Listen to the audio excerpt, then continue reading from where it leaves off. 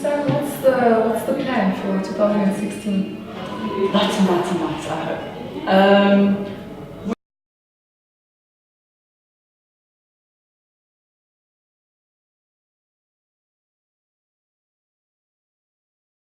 So giving the individual student the platform, so giving them a space which is theirs to do with as they wish, and not the big group exhibitions which were a lot of fun, but it didn't give the individual the limelight that they very often deserve. So I think this is maybe a better platform in the future. And would you say that this is the first of just a preview basically of some of the artists that will have a platform? And would you say it was a successful attempt? I think so. I think Kambali did a very good job at curating it. It's always a joint effort, and at the end of an exhibition, I very often, again this evening, had a customer come and saying, congratulations for a great exhibition. But it's not about me. I didn't do the work, I didn't do the artwork. All I do and all that we do is hang it up. It's the artist whose effort goes into it. And that should always be the focal point. I totally agree, because to a certain degree, having great works makes it much easier to put everything together. Yeah, we've learned this the hard way. Yeah. And any advice for any other artists out there who are looking for platforms similar to what you're doing here at Art Lovers, where you're coming up, you're really a bit uncertain, you're coming from an academic sphere where you taught art, or you might not even have a background, and okay, here you are, and what do you do next? Yeah, it's very hard. It's always hard to market yourself. It's easier for an outside person to do it. I don't think the youngsters always have the confidence to go out there and approach galleries. So it's something that is an exercise in a way. It's doing the research behind every gallery, know that when you walk into a gallery what they're looking for, and knowing whether you're going to slot in your name. Because if you know that it's the kind of work that that gallery would like to represent, you can go in there with a lot more confidence. So to me, it's doing the research. Go to as many galleries as you can, see where your work would fit in, speak to clients, people who you know are buyers, and get an idea of what it is that they're looking for, because at the end of the day, that's going to be your bread and butter. You can't always produce purely academic works. You do at some point have to realize what the market is going to dictate, without letting go of your principles and what you believe in art, but making certain compromises. Unfortunately, that's the reality. There are a lot of galleries that are pure academic, conceptual, but or even traditional sometimes. Or purely traditional. So it's knowing where you're going to slot in and making those decisions as to direction that you want to take. Alright, there you have it. Thank you so much, Sam. It's a pleasure. Thank you, Amanda. Okay. I think it's very good for my career because it's a starting point, and it's nice to also collaborate with people who I used to see mainly on a daily basis as well. So it's nice to see that we're all getting somewhere together. Well, this work behind me, what influenced me was natural formation and the degradation of mundane things. For example, if you see watermarks on a wall and you think that's sort of degraded and it's not really worth your attention, I like to look at things like that. I think in the future I'll be definitely focusing on a larger scale and I'll be refining my style, but I'll still be focusing on the themes that are quite important to me, like degradation and isolation, but also touching on themes of feminism. Well, I think it's personally a big privilege to be here, and it's quite exciting because most of these students, as me as well as myself, are exhibiting because we're going to have a solo later the year. So I think it's a really good thing for advertisement, just to let the people know about you so long before the solo, and hopefully they can be more feet when my solo is on. So yeah, I'm especially glad for this opportunity, and it's lovely to see the other students work as well and to see what they are bringing up, and yeah, it's just quite interesting. As you can see, it's a hospital. It's this abandoned hospital in Kempton Park, which is my most inspirational photos I took there. And my stories is about ghosts.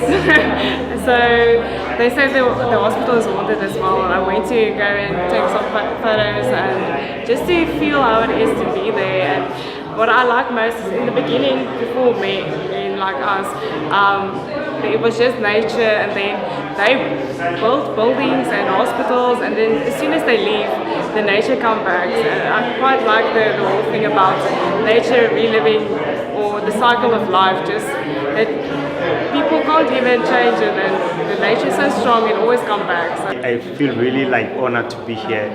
I'd love to thank the management here, you know, for having me on. Basically, I have a passion for children, kids, young children, you know. So I'm one of those guys who are nostalgic about childhood. So a while back I figured that, you know what, the only way for me to reach back to those sort of long gone days of my childhood is through my drawing, you know. Hence I started drawing images of children and that. But then as I went on, it started taking on like a sort of a serious sort of social connotation, you know. I then began to see that, you know, it's not just about the nostalgic part of being a child, you know. It's quite often terrifying to be a child in times like this, you know. So I started sort of like looking at how I could sort of voice the pitfalls and the perils that children run into in their growing up in the townships, but also everywhere, you know, all over the place, you know. I feel quite positive. It's my first actual exhibition as a ceramist, and I feel quite positive. It actually inspired me to want to create more works for myself and at home, especially outside of campus life. I don't know, there's just something about clay that I can't quite get enough of. It's an addiction that kind of sets in after the first time you start working with it, that no matter what you make, you just kind of want to play with it. I mean, who doesn't love playing with dirt? Extreme desire in the market these days for handmade ceramics kind of really inspires the ceramist, because what you can make with your hand doesn't quite rival what a factory can make with a machine. So I'm quite excited to see what I can do. I feel more blessed because, like, ever since I was young, I liked drawing and doing art stuff, but I never get to know what's going on. But then ever since I went to TUT, I realized that there's so much to do and there's so much to achieve through this thing, art. And then, yeah, I guess I feel proud of myself as an artist. My work is more of nature. I will focus on nature. And ceramic is made out, clay is made out of sand and some chemicals. I thought maybe I should put on a sea in the sand as well. Like, I've drawn the seascape and the moon as well. I can't say you can expect this or not expect this, but then I realized that hard work pays. So expect nothing else but artworks. I started looking at pools very early in my painting career, and these two little pools are just snatched views of pools from photographs from magazines. But I've since started photographing pools myself and working a lot closer, looking at water. I'm probably influenced by people like David Hockney and Jennifer Bartlett, and I love the romantic landscape painters. So yeah, those are my influences. Well, I'll probably be painting water for quite a lot longer, and then I want to look at bits of urban landscape, pavements and islands between streets where nature starts kind of rearing its head again. So where nature reclaims a piece of concrete by pushing out a tuft of grass or whatever. So I'm going to be looking closely at urban walkways.